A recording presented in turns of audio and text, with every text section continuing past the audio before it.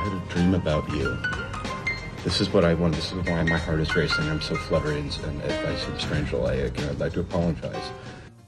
Filmmaker James Toback has never shied away from controversy. The New York Times calls him a director with outsider credentials, insider connections, and one Oscar nomination. His last film, Two Girls and a Guy, took on sexual infidelity. His latest, Black and White, tackles issues of race, gender, and the culture of hip-hop. Here is the trailer from the film. Oh, relax. Stay right there. I stand for cream team. See, we playing our dreams. It ain't a game. We don't run game. We run businesses. Watch us shine and the world be our witnesses. I can do whatever I want. I'm a kid in America. Can I just introduce myself to you? In all honesty, I'm a fan. Listen, I'm from a different culture. Want me to turn it off? This is not a study of animals. It's off. The film Black and White opens April 5th. Joining me now, the film's writer and director James Toback and Brooke Shields. She's one of the stars of the film, playing a documentary filmmaker. I'm pleased to have both of them here. Welcome. Great to see you. Thank you. Nice to be Hi back. there. All right, let's just get to it, okay? This is the film that you've been talking about for the last how many years? About 5. All right, this is a big ad from the New York Times. The film is one of a kind, powerfully risky and intense from entertainment. With colorful characters, suspect friendship, lusty relationship from Emerge. Toback throws down a serious, substantive challenge to every other filmmaker working in this country, from Film Journal, Talk Magazine, Stanley Crouch. Black and White marches our cinema forward, and it goes on and on and on. Tell me what this film is about, what you hope to accomplish with it, and what you did accomplish.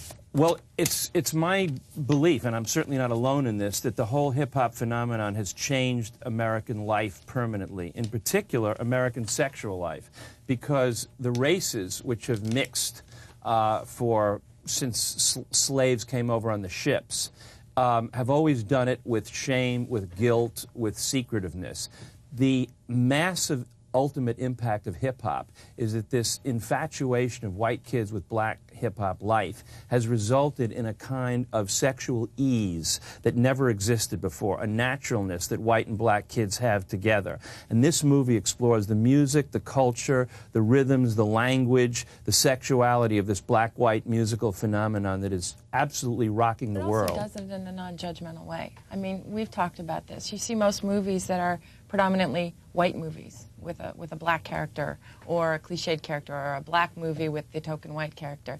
And I don't think Jim, I mean, there's no comment on it. It's not, there's no visible judgment one way or the other. It seems like it's a slice of life, and it really is a very accurate picture of how fascinating this culture is, and why, and what makes it so appealing to these kids. What did you know about this culture when you started the film? I had I guess it would be an atypical upbringing in so far as I grew up with very little prejudice. I was always very comfortable in the black community. I had friends growing up. One of my best girlfriends growing up was a little black girl, and I spent a lot of time with her family. And I didn't grow up feeling the same kind of tension. So I was accepted in the dance classes that I would take, and with the music classes I would take. And so I sort of grew up just seeing the two cultures mix continually, I mean, because growing up in Manhattan. And so I didn't have very much of a preconception, and yet I saw kids who were born into, money and go to boarding schools and go to prep schools and are not, they're born with a certain vernacular, and then they all of a sudden are just so fascinated with the voice and the lifestyle and the style that hip-hop offers them. And they want to belong. So it asks a question as to what's lacking in their home. And what's the answer to that? I think that there's a sense that Soul. In a word, absolutely, absolutely. Sex, music, linguistic, lack of inhibition, the explosion of inhibition. The thing that rap does is speak so insolently at everybody, with such aggression, with such abandon, that it's appealing to people who are just out of puberty and into the world. It's the kind of ideal phenomenon.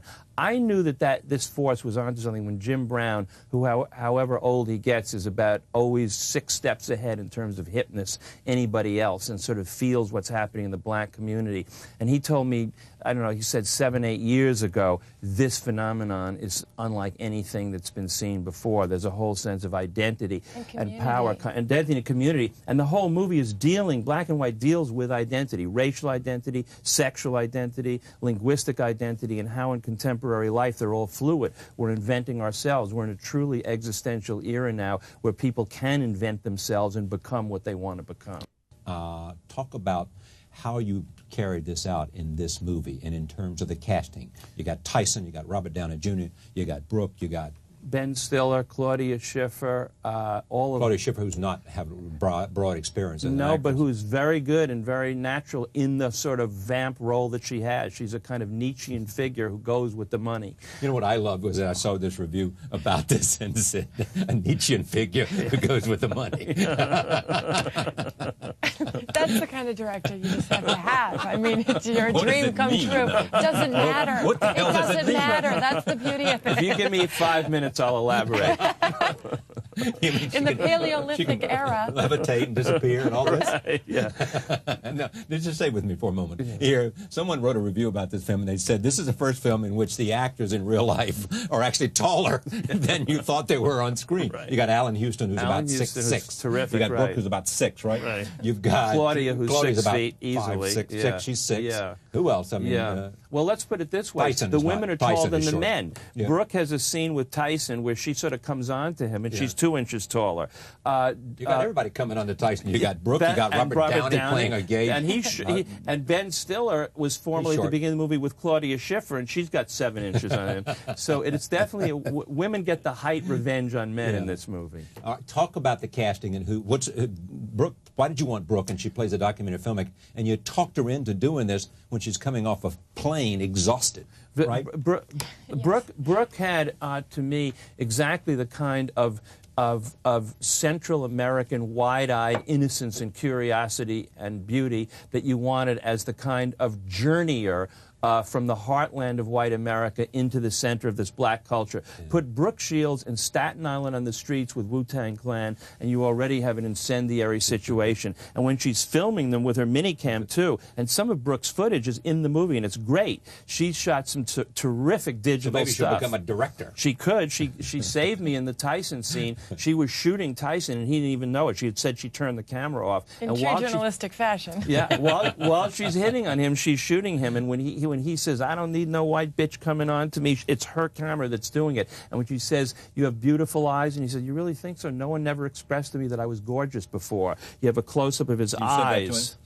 It's wild stuff. There are many. That scene in particular was really one of the most controversial, just because in order to diffuse the situation, which had escalated between Downey and Tyson, Jim said, "Go in," but you can't just go in. I had to sort of run the gamut of different emotions to try to register with him, and he's not an actor, and there wasn't. I mean, all of my stuff was unscripted. So, all of your stuff was unscripted. Yeah, I had no. This was the thing about that. The scripted stuff in the movie is the stuff that drives the plot forward. There's a very tough, strong narrative drive in the movie, and there had to be. So all of Ben Stiller's stuff was written. All of Joe Pantoliano, the DA's stuff was written. All of Alan Houston and Claudia Schiffer's stuff was written. But the rest, the Wu-Tang guys, Tyson, so the rappers Brooke, and Tyson and that's Brooke, all, and the kids, Bijou Phillips, Eddie K. Thomas, Elijah Wood, that's all, and Willie Scott, that's all improvised, and they're brilliant at it. Improvisation works when you have people who are uninhibited and articulate. Those are the 2 criteria. It does not work when you don't have those 2 qualities. So that was the criterion. Get people... So she's uninhibited? And articulate. And articulate as well. Yeah. That's good. Yeah. All right, roll tape. Let's see a scene from this film, black and white. Of white high school kids who imitate black hip-hop life, and I would love to include you in my documentary. This is something that's really important to me. I have a vision. I want it to be very real and raw and honest. You're looking for people like us. You think we fit the description? I think you do. She was laughing during the scene because it was Downey, right? Yeah. I mean, He's it so was gay just... in this movie. And he wanted to do that, didn't he? There's Absolutely. so much going on in all of the scenes. If you just look at all the sort of, even people that are on the periphery, because none of us ever knew really when we were going to get a chance to speak. I was saying the first none day... of us knew when we were going to get a chance to speak. To even speak at all, because we didn't really know what the scenes were a lot of the time. And so I remember the first day I kept quiet And then Yeah. the whole day went by, and I got realized I nothing. hadn't said anything. And I thought, I'm going to just kick myself in 2 months. No if more I, days like this. No more. I Tomorrow must be morning, heard I'm coming in here, and articulate. and I'll be on- She and took articulate. over. You needed to give the actors intentions in each scene. We have to get from point A to point whatever in this scene. How you get there's up to you. And it's sort of that's why I say when you get people uninhibited and smart, they're going to go for it. The Downey question was fun because Brooke was going to be this documentary journalist. I wanted Downey at the time to play the kid, who was the DA's son, and he said he didn't want to do it. We're lying on a bed in the Beverly Hills Hotel next to each other at 3 o'clock in the morning, clothed. And I said, he showed up 3 hours late. He was due there at midnight. Yes, so it's right. there at 3. And he said, well, why don't I play Brooke's husband instead? And I said, she doesn't have a husband. He said, well, let's give her one. I said, okay. In fact, why don't I play her gay husband? I said, fine. He said, in fact, why don't I play her gay husband who hits on every guy he meets? And I said, great. And then there was a beat, and I said, in fact, why don't you also hit on Mike Tyson? And he cracked up. He thought that would be hysterical. All right, now listen to this. This is from the David Denby Review. In the funniest and most characteristic scene in James Toback's Black and White, Mike Tyson, playing himself, wants to be left alone, and a fashionable white couple is so excited about being in the same room with him, a violent black man, that they won't give him any peace. First, the husband, Terry, played by Robert Downey Jr., who is gay, comes on to him. I had a dream about you, he says, to which Tyson very mildly replies, I'm on parole, brother, please. Right, I'm going to start using that It's line. a great I'm on parole, please. Yeah, he just wants to. It's Tyson's Garbo incarnation. He says, "I just want to be left alone." This from Stanley Crouch in Talk Magazine, making a film about race that is neither bewilderingly naive nor self-righteous, neither pompous nor empty-headed. It is more than a notion. In the forthcoming Black and White, James Toback has actually brought that off. There might be better structured films released this year. I'm sure there will be. But it is a highly doubtful that the kind of adventure and discovery and sheer audacity that Toback has brought to this film will be exceeded or equaled. That's pretty good from Stanley Crouch, who's about as good as it gets, and who I think was very important for Stanley's piece to appear early because he is a very noted, respected black journalist and critic, and came in highly, strongly on the side of the movie. Had it been the other way around, it would have been very difficult to overcome. And we've got Armand White, who's a terrific black critic in the New York Press. Skip Gates up at Harvard loved the movie, and Did they advise you beforehand or something, or not? No, I just showed the movie, and I took it up to Harvard without any advance word. Hilton Als You're of the a New Yorker. Harvard graduate, by Yeah, the I way. am, but that doesn't mean that they don't nail you if they want to. Some of your worst enemies are your old colleagues. But the black community at large is really behind the movie, and that's been great. Well, I guess they should be. I mean, should be. You, in a sense, are extolling the virtues of a culture that's part of the black culture. Well, I'm giving, I'm Although they will showing argue that the audience is beyond. They're black faces that are real. As Brooke was saying, it's 50-50. It's a real black-white mixed movie that gets into some truth. And unfortunately, American cinema today is not addressing race at all. It's cartoon or it's exclusion, one or the other. But you're addressing sex as much as you are race and which gender. which is also being ignored in American And also film. hip-hop as a culture. Yeah. And not all hip-hop is rap. I mean, the concept of hip-hop does not mean it's all just solely heavy, hardcore, violent rap. I mean, we discussed that to a point, but it's more of a pervasive culture that's just, it's really infiltrating in so many different areas that you What do wouldn't. you hope this does for you? I mean, in a sense of, was this experience the kind of, you just had this television series, which I guess is It's over. over. Yes. And 4 years. We're in syndication. Yeah, We're okay. I know. But at the same time, you had that success, and now you get this role then which you're not playing somebody that looks like this or somebody that looks like this. This is a role where you really could, what do you hope it means, and what do you hope it does for you? In a way, it's already done it. Which is? I mean, just working with Jim and finding a level of confidence in myself and finding a level of exploration just as an actress first, having something be so solely about the work. I mean, I can't tell you what a treat it is to even just have an interview where it's about the work. Yeah. And it's liberating to me. It signifies growth. I love the idea of being seen in a different way, but you can't really set out to do that. I think it becomes sort of inorganic that way. But this, just working and having an experience like this in which I was really put to the test, and I came with it. And I didn't just survive it. You were willing but to risk it and go with it. I was, but it wasn't. It was about learning who I am as an actress, and really of being willing to be vulnerable on a level that I had never been before. And I think just having Jim trust me in a way, and also, by the same token, I remember saying to him when I first met him that I would enjoy working with him if, and it sounds obnoxious, if he could be smarter than I was. And I meant that don't let my defenses, which have been so intact for so many years, they come to my, aid when I don't even want them.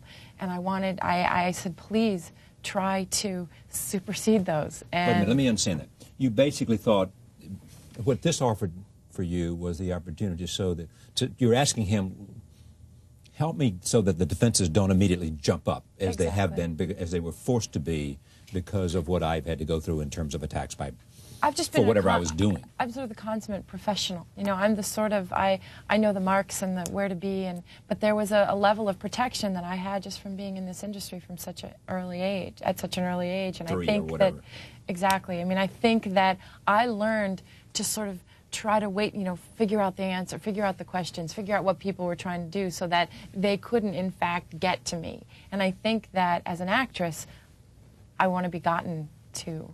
Yeah. It's interesting. There was a level of unprotectedness in all the actors had been living with, which is to say either inexperience or they were the kind of actors like Downey who always went with it. And Brooke, more than anyone else, I think probably Ben Still would be the only other person, and he not nearly as much, came from a tradition of much more guarded behavior on screen, where there's an awareness of consequence. I would think her more than anybody. Yes, and in a movie like this, you cannot be worried about how you're going to look or what the consequence of this or that behavior is going to be. You have to just go with the moment. No, what you completely. have to do is trust you that you're not going to make me. That's right, exactly. Come off like a jerk. But also have him not bail. I've worked with people not bail on me as an actress. Meaning, I've worked with people where they say they want something from you, and then sort of at the last analysis, they'll go for just a little, go for the comfortable cliche, go for the thing that we know people will associate with, and that has always been my biggest fear. And Jim just constantly was willing to, and I would go to the wall, no pun intended, but for him, Well, we had a great group. They were all ready to do it. They were all ready to. You mentioned the sexual thing before. There's a scene at the beginning, a triangular sex scene in Central Park, shot very casually with two black teenage girls,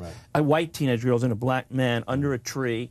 And it's shot as if that's an everyday occurrence in Central Park, which in effect it is. But just to show it. Well, if you walk in the right parts of the park, it's certainly not bizarre or shocking if you are a habitué of Central Park, and it's shown casually. There's no elbow in the ribs, and the way the sex is done in the movie altogether, yes, hits it up. That's right. The sense of music and sex together, which is part of this whole culture that the movie is about, the way they affect each other, because there is indeed something fiercely sexual about the whole hip-hop movement, about rap. And I think that this movie captures that sexuality. Even when there isn't literal sex on the screen, you feel the sexual tension in all the scenes. Roll tape. Let's take a look at another clip. Here it is. Of course I wouldn't be angry at you because no one never expressed to me that I was gorgeous or anything. But you are. You really are. Come on. You've got beautiful eyes. Really? Yeah. So are you, and I'm in the phone book. Really? Sam Donegar. I was loving it.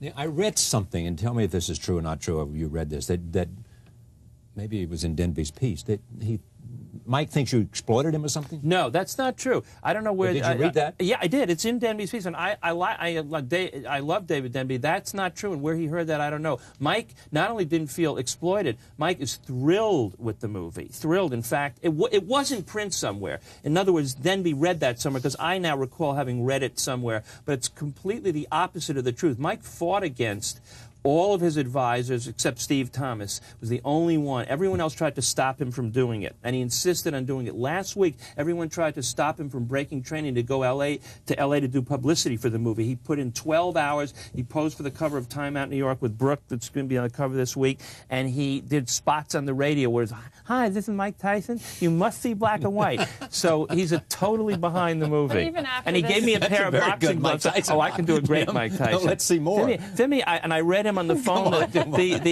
met him on the phone. Owen Gleiberman's comment about how he's like a culture hero. Yeah, great. And that's terrific, man.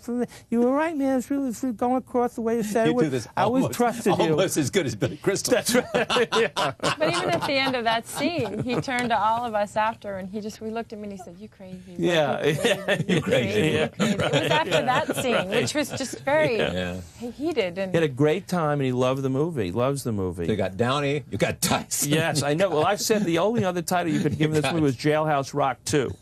You know, I also think the kids are going to love this movie, and of course, everybody that sort of the culture, the hip hop culture, and these kids that he's loaded it to make sure. I mean, you get from Wu-Tang Clan to Bijou Phillips to Allen Houston to Mike Tyson. Other half, in a way, that will enjoy. I mean, I think it's not. I was asked earlier if this phenomenon is something we should be scared of, or if we should worry, or is this something that we should tell our parents and tell the parents. And it's a voice that really does exist, and I think people need to be interested and listen to it. But I think we're way past that, Brooke. I mean, I don't think many people are making decisions about. If anybody thinks that hip hop is not here to stay, it's worldwide. It's worldwide. It is a but worldwide. But it's not just inciting. It's inciting much more than what would be stereotypically thought of as to incite, just as a language and as it's a rhythm. I mean, it's a rhythm that somehow seems to be touching a chord in people. Yeah. Oh, I think that's true, but I think that the decision about that its significance to the culture and the fact that it's here to stay, there are only a few remaining people who don't accept that. Off the map. No, I mean, I'm saying that the sort of the people the parents of these kids that are going to worry about who want to know what their kids are doing out in the park at night. I mean, I think they're going to be just as interested in seeing this. It's shocking. The images are shocking, but they're very real and they're honest, and I think it's important. Your friend and mine, Warren Beatty, made a film in which he sort of got into the sense of rap and hip hop to make a political statement. What does he think of this? He loved it. He was very nice. I showed him the movie with Jeff Gordonier of Entertainment Weekly about 5 months ago, and he said there isn't a boring second in the movie. He said this is the first time you've made a movie where you let the snap and quickness of your own talk and rhythm get into the film, because he's always been on my case. I used to love these very long language shots, and he would always want to break them up and rip them up. And I said, no, it's a beautiful shot. Who cares about a beautiful shot? Get in, get out, get in, get out. And he said, this is the first time you've done what I've always been telling you should do in a film. No, I was very pleased, because the truth is that I'd worked a bit on Bulworth with him at the beginning, and I felt that I love Bulworth, I think it's a terrific movie, the contribution that I was supposed to make, I didn't. And I feel what was that? Well, I mean, I was brought in as a writer with Jeremy Pixar at the very beginning, and I didn't come through. I regard what I did. You failed. Yeah, I did. I did not live up to what I thought I could do and what I told him I could do. So I felt very bad about that, because he's been a great friend, and also it was a subject that I felt I could handle and knew I could handle. And I don't know why I didn't do what I said I could do. I just didn't. So this movie, for me, was a kind of personal fulfillment, but I was hoping that Warren would not take it amiss that my best efforts in this area went to my movie and not to his. That's exactly what I was thinking. Yeah, that would have been an utterly understandable reaction, and had he had it, I wouldn't have blamed him one bit. Fortunately, he didn't. He never thought it. No, he didn't let on if he did. He was very generous about the movie. He's been talking about it in a very positive and flattering way, and he never once blamed me in our friendship at all. So I felt very grateful for that, because it's one of the 2 or 3 times in my life where I was sure I would do something and just didn't. Is this the movie you set out to make? Absolutely. It is. It took a while to discover it in the editing room. I had a 4-hour cut, which I call my Wagnerian cut, which was a bit long.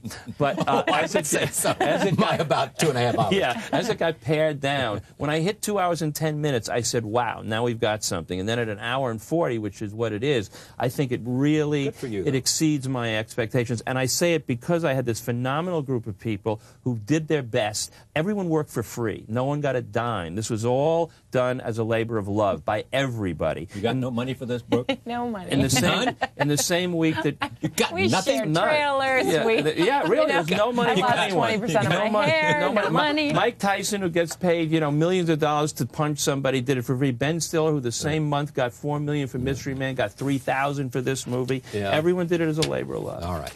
Congratulations. Thank you very much. Congratulations. Thank you. Pleasure to have both of you on this program. Thank you. Thank you for joining us. See you next time.